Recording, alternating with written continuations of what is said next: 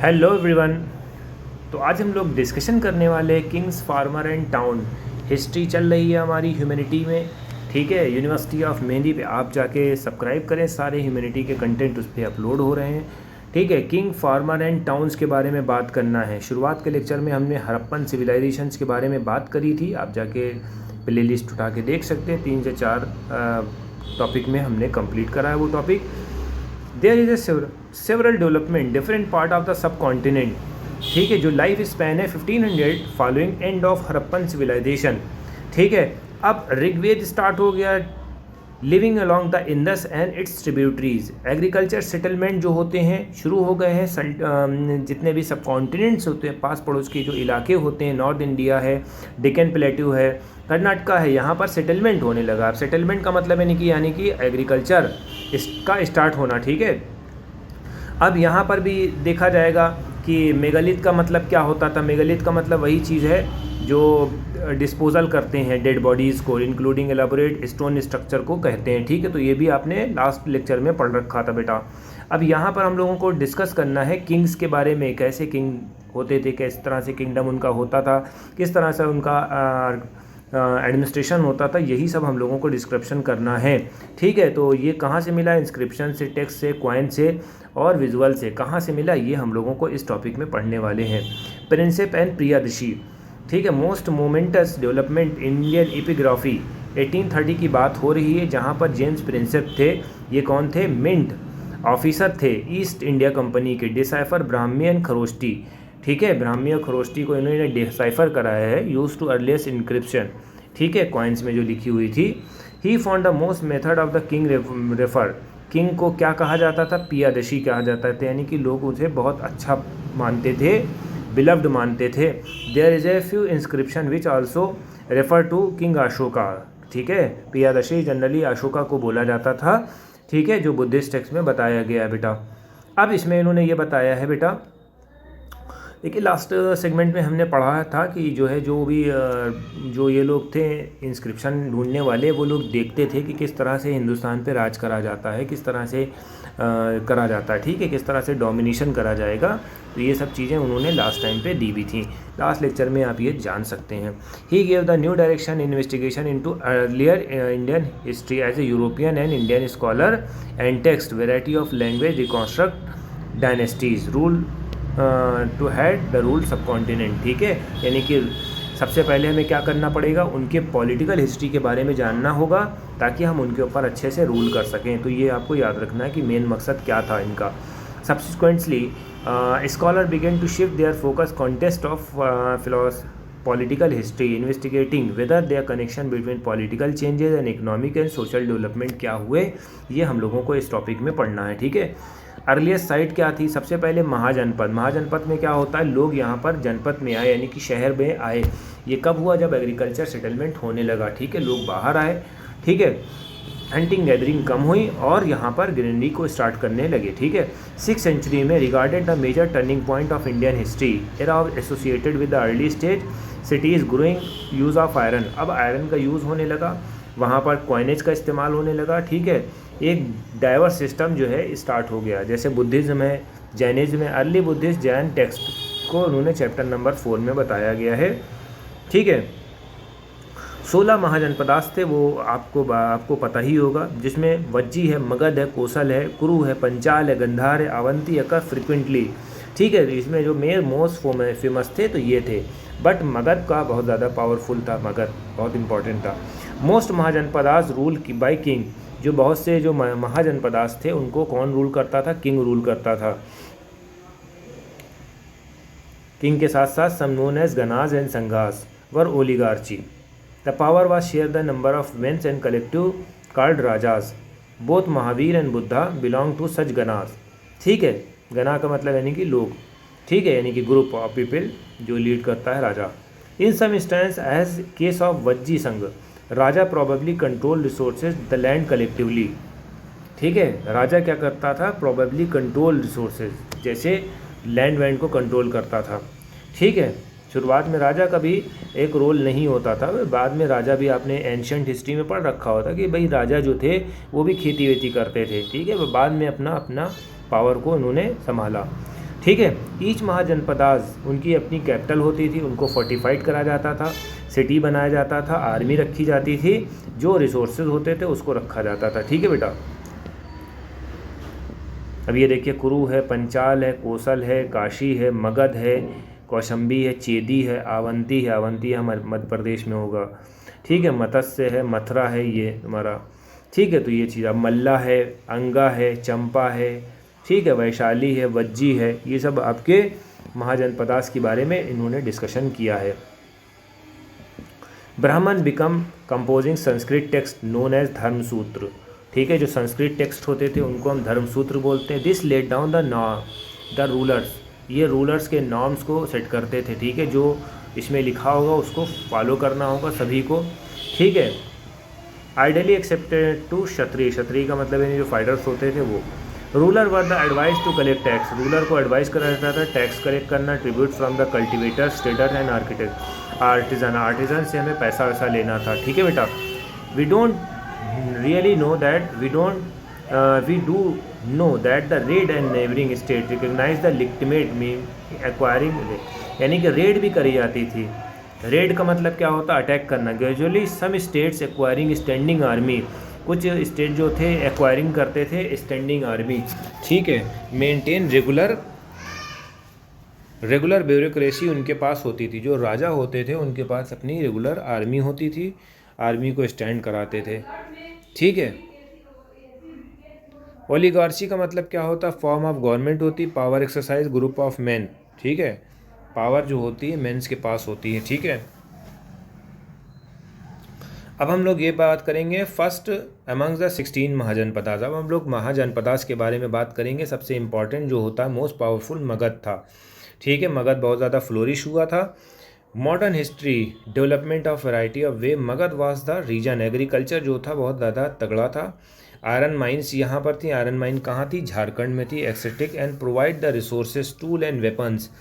ठीक है। Elephant important component थे। ठीक है। इनके पास वेपन्स थे, एलिफेंट थे, इंपॉर्टेंट रिसोर्सेज थे आर्मी के लिए, ताकि हर तरह की जंग जीत जाएं। ठीक है। गंगा और ट्रिब्यूटरी जो थी उनको चीप एंड कन्वीनियंट कम्युनिकेशन देती थी, और वहाँ पर खेती वेती होती, तो इससे अच्छा, बहुत ज़्यादा अच्छा कल्टीवेशन होता था। बुद्ध और Jain writer wrote about the Magadha attributes. ठीक है। और उन्होंने ये भी बताया कि जो ruthless ambitious king of whom Bimbisara, Ajatashatru Mahapadmananda के बारे में इन्होंने बताया। जो रथलेस एम्बिशियस किंग होते थे, कौन से? बिम्बिसारा, अजातशत्रु, महापद्मानंद। ठीक है। उनके मिनिस्टर्स के बारे में, उनकी पॉलिसीज़ के बारे में बताया। तो ये सब पॉइंट्स आपको याद रखने बेटा। शुरुआत में जो राजगहा है, राजगहा का मतलब क्या होता है? राजगीर। राजगीर कहाँ पर है बेटा? बिहार में है बेटा। It is a capital of Magadh. Interestingly house of the king, यहाँ पर राजा रहता था। इसको क्या कहा जाता है? House of king. अब क्वेश्चन यहाँ से फ्रेम हो सकता है बेटा कि हाउस ऑफ द किंग किसे कहा जाता है? राजगीर। राजगीर का मतलब क्या होता है? जहाँ राजा रहे। ठीक है। जैसे कैपिटल होती नहीं है इस टाइम पे स्टेट्स की, वैसे राजगहा व द फोर्टिफाइड सेटलमेंट जो था होता था amongst hill. 4th century the capital shifted to Pataliputra. फिर राजगिरह से शिफ्ट हुआ कहाँ पर? पाटलिपुत्र में हुआ। अब पाटलिपुत्र किसे कहते हैं? पटना को हम पाटलिपुत्र बोलते हैं। शुरुआत के जो एम्पायर आए थे मगध के, मौर्यन एम्पायर है, चंद्रगुप्त मौर्य है, उन्होंने इस एम्पायर की फाउंडेशन रखी 321 में। ठीक है। तो इनका जो एक्सटेंशन था नॉर्थ वेस्ट अफगानिस्तान, बलूचिस्तान।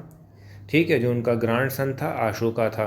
ठीक है। जो फेमस रूलर था, और इसने कॉन्कर करा था कलिंगा को। ठीक है।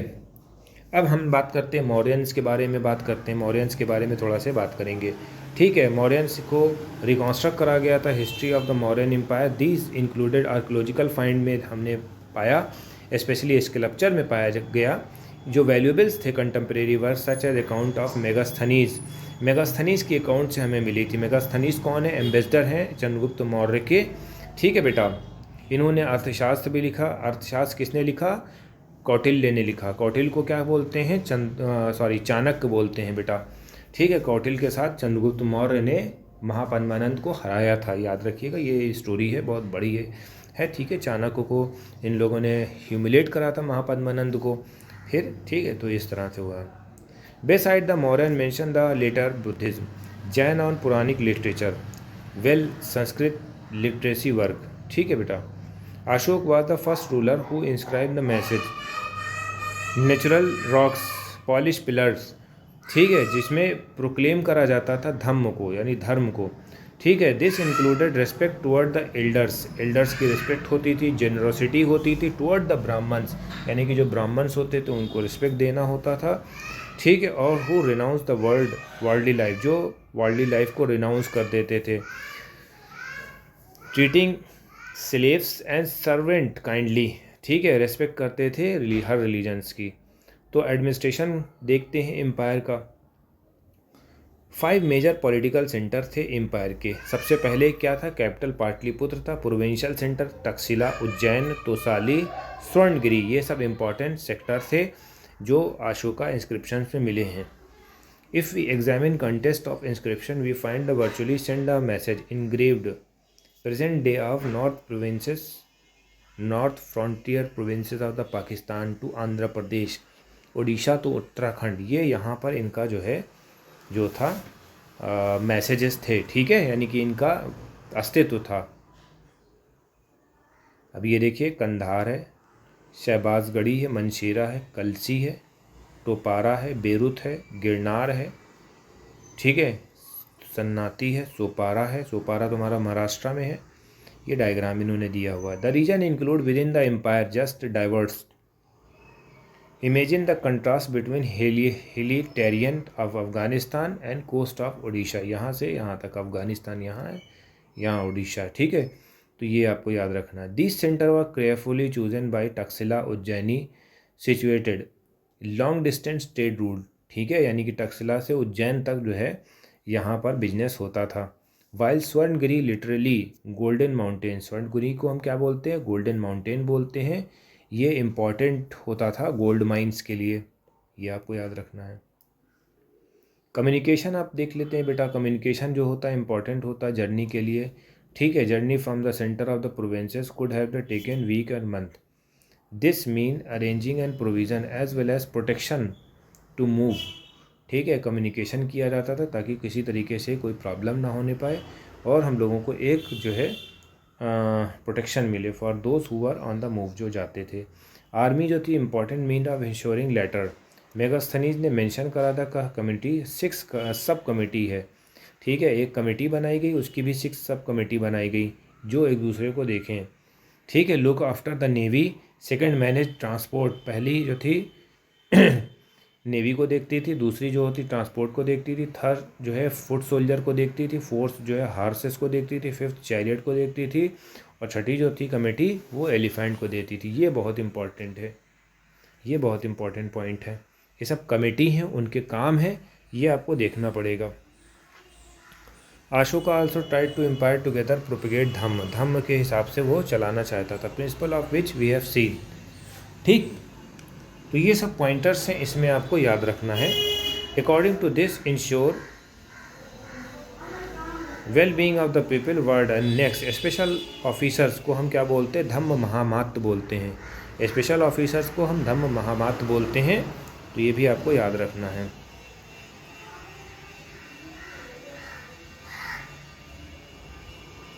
How important was empire, historian began to construct Indian history 19th century में emerged modern empire regarded as a major landform. India was then under colonial rule, the part of the British Empire 19th century and 20th century. Indian historian found possible their empire, यहाँ से ये सब शिलालेख मिले थे, ठीक है, during colonial period में, ठीक है। 19th century में एंड 20th century में Indian historian found that possible was empire earlier both Indian challenging and exciting. ये जो मौर्यन एम्पायर था बहुत ज़्यादा चैलेंजिंग था, एक्साइटिंग था, ठीक है। Archaeological find associated with the Mauryans including stone sculpture consider the best example of typical empire. तो यहाँ पर अब ये सब बोल बच्चन बातें लिखी हुई हैं, आप इसको पढ़ लेना, ठीक है। यही सब चीज़ें इन्होंने दी गई हैं। तो आज का लेक्चर हमारा यहाँ पर फिनिश होता है। हम कोशिश यही करेंगे कि आपको 2 से 3 लेक्चर्स में पूरे वीडियो को कंप्लीट करते हैं, ठीक है, यानी सेम ही 1 शॉट जिसमें आपको 2 शॉट में आपको कंप्लीट हो जाए टॉपिक। तो हमारी वीडियो कैसी लगी, लाइक करें, कमेंट करें। Thank you.